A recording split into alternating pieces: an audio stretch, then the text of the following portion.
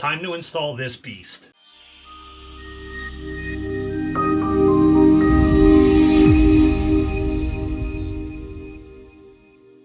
Welcome everybody back to Just Plain Crazy. I'm Brendan. Thanks for joining me again for another episode down in the lair.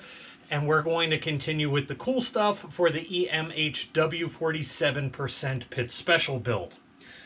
Valach 170, twin cylinder 4-stroke. Definitely bigger than this plane needs. But this is a big plane, be a heavy plane. We're putting all kinds of neat stuff in it, like the Holy Smoke smoke system, things like that. I want the plane to have plenty of power, and just in case something happens to it, or I decide to, at some point, retire it, I would love a nice engine to be able to put in another EMHW project, like the Flybaby, for example. So, with that being said, it's time to get this thing mounted up. The plane is pretty much all roughly framed up and ready to go. It's time to get this thing mounted so we can get the cowling set and then work on the canopy. In order to do that, this thing has an obnoxiously big carb that sticks off the back. I need to find out where this engine needs to sit so I know how much of that to carve out. We got to take it off. Let's do it. So both the carburetor and these intake tubes are going to have to come off. And because there's been no fuel and no air or anything else run through this, I'm not worried about gaskets or anything like that. They should all be just fine to put back on after the fact.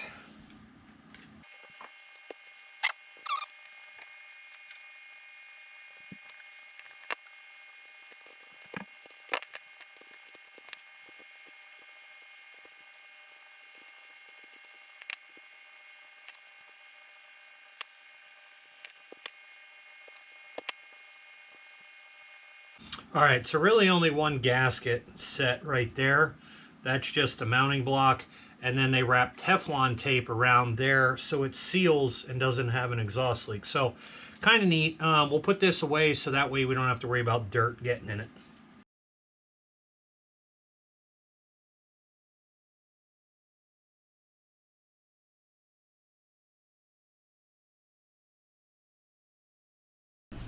So the easiest way to go ahead and center an engine is going to be to stand the fuselage upright and straight on its tail.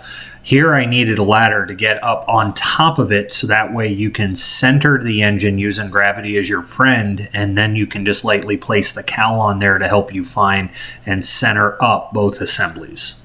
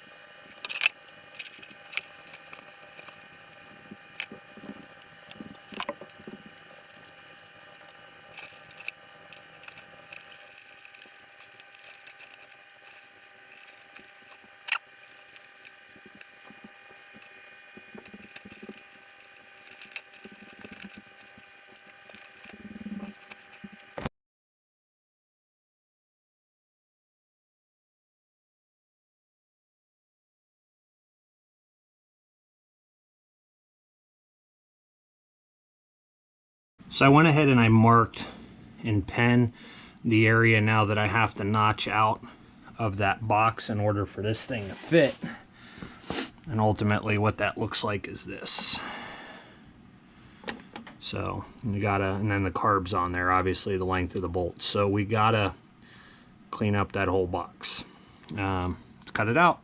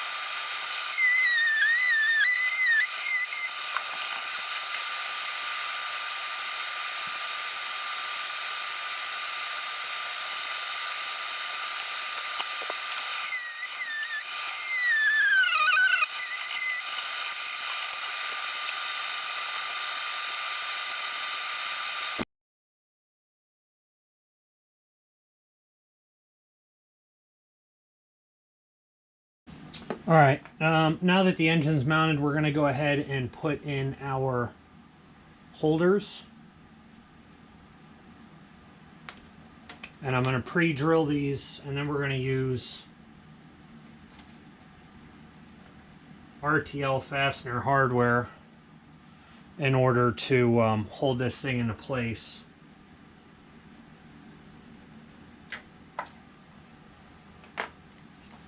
I'm going to pre-drill those brackets.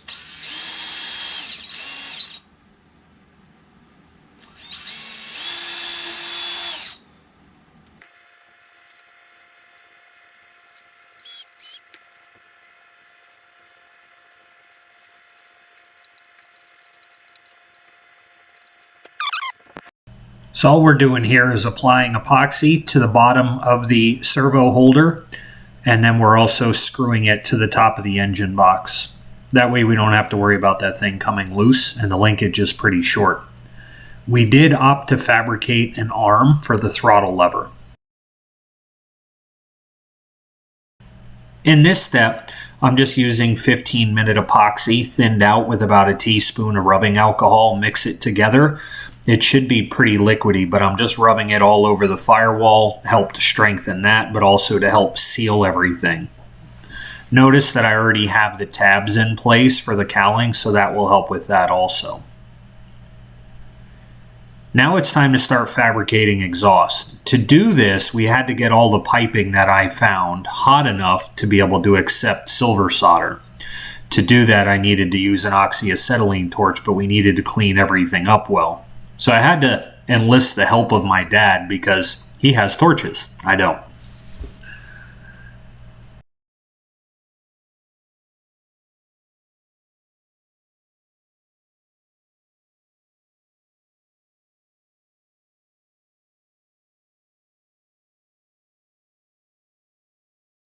We're going to go ahead and mount this engine up again. This time, it's going to be pretty permanent. So the bolts that we use that go through the engine and through the motor box, use the biggest washers you can get on the head end of the bolt. And on the inside of the firewall, you want to go ahead and use the biggest fender washers you could possibly get in there to distribute that load and prevent them from pulling through. I never use blind nuts because whether you use Loctite lock washers, they're always prone to coming loose. So fender washers, lock nuts, that's the way to go. This is installation of the exhaust and the throttle servo. Getting everything set up, tightened down. Now we're going to mount the ignition box. Make sure all the wiring is held into place. One of the biggest things you want to watch here is as you secure your secondary ignition wiring, the spark plug wiring, it should be fully separated from any other wiring, especially the stuff that goes back to the receiver. Now to find center of these little tabs, I have to drill a hole. Just simply make an X from corner to corner. You'll find dead center and you know exactly where to drill. After drilling and making them the right size, I'm going to install blind nuts on the back side. Now, because this is a plasticky material, it's going to be hard to get epoxy to stick. So what I did is I used my soldering iron and applied heat to the back side of the blind nut. So that way all the little tabs melt right into the plastic. That will hold it in there for sure.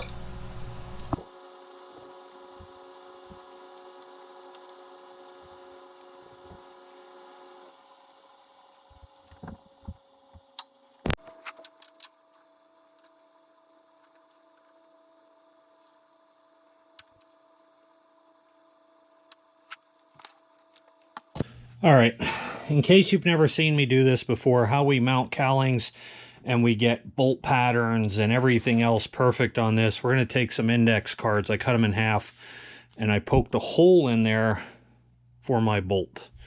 All right, so now what we're going to do is we're going to take one of these index cards and we're going to take that hole and we are going to thread it into our blind nut. Like that. And we're going to get a piece of tape. And this works good for cutting out spark plug holes or anything. The theory is all the same. So now we're going to take this, and the key here is you got to get it to lay flat, right? Exactly where you want it. And then tape that where you know it ain't going to move. Okay? So now we know exactly where that hole is. So let's repeat that process all the way around.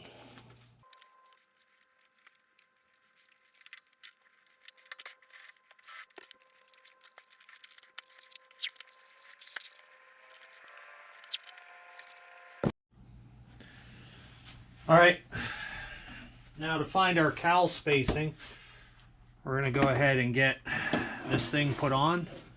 We're going to go under our index cards.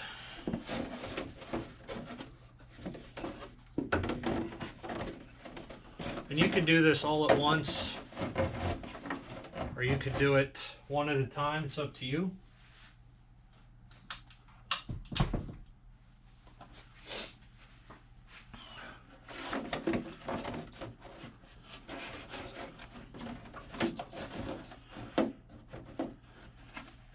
Once your cowl is on, we're going to put on our spinner back plate. It's important that you do this with the spinner you're going to use, because some are flush mount, some are tapered in the back. You want to use the right one, or at least leave yourself enough room for error. And then we're just going to put this on so everything is held in place. Now, if we have our engine and everything else nice and lined up, and we did all the initial work right, this shouldn't be all that hard. And what we're going to do now is use the front. I'll bring you around here so you can see that. You're going to use this mark, and we're going to line that up there. And whenever our spacing, the depth is right, and we're centered and everything else, then we can go ahead and fasten this down. And I think on this, what I'm going to do is, because I have to lift the bottom up. Once I have the top tight, I have to lift the bottom up into position. Otherwise, it's saggy. So what I'll do is, I think I'll put in the first 3 attachment bolts up top to get this centered. But I want to make sure that our lines are centered down with the center cabane, and make sure that all my spacing is good. And then from there, once those 3 are in, then we'll work at the bottom ones when I get the squish, because the air inlet coming in here, believe it or not, is affected by that squish coming up. It opens up, if you could see that back flex, it opens up those exhausts a little bit more. So we want to make sure that this is right, and let's go ahead and start marking some bolts.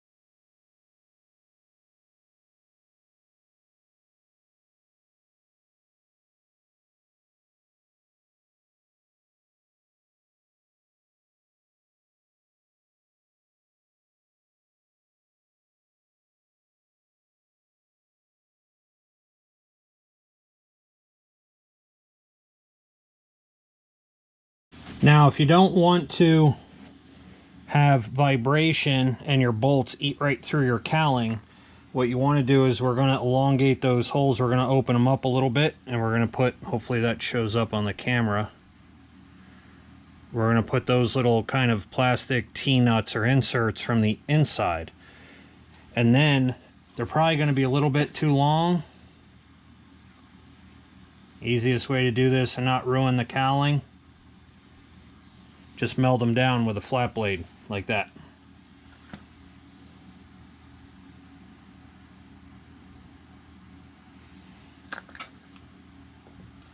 Once they're melted down, probably have to open them up here a little bit again.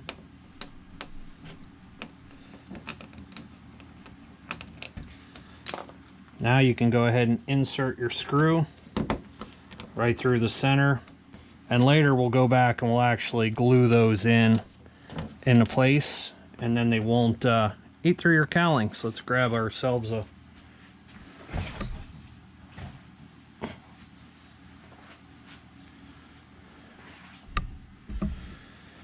Grab ourselves here an Allen wrench.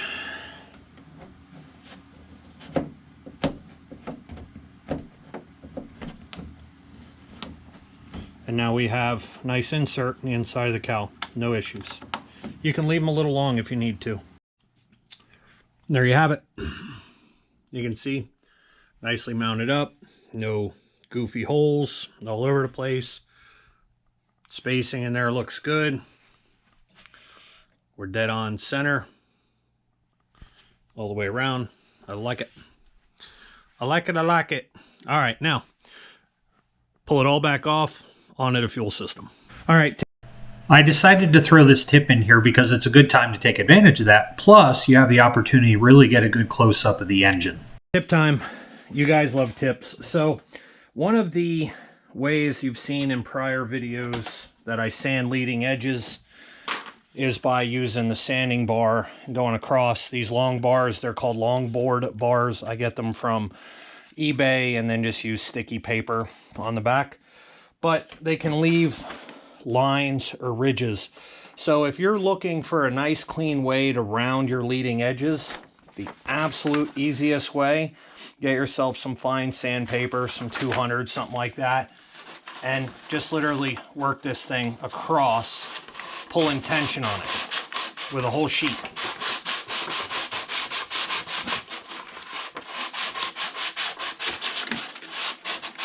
And just keep the pressure backwards.